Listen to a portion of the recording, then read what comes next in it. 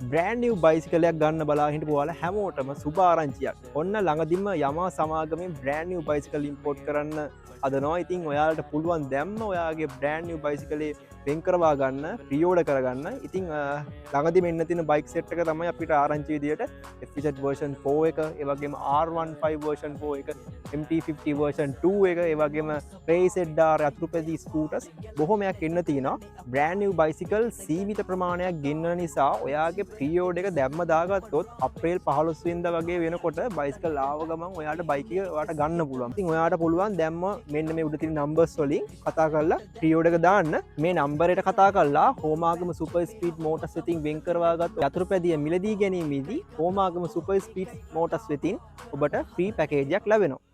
ඉතින් දැම්මම තා ඔබගේ යතුරුපැදිය වෙන් කරවා ගන්න.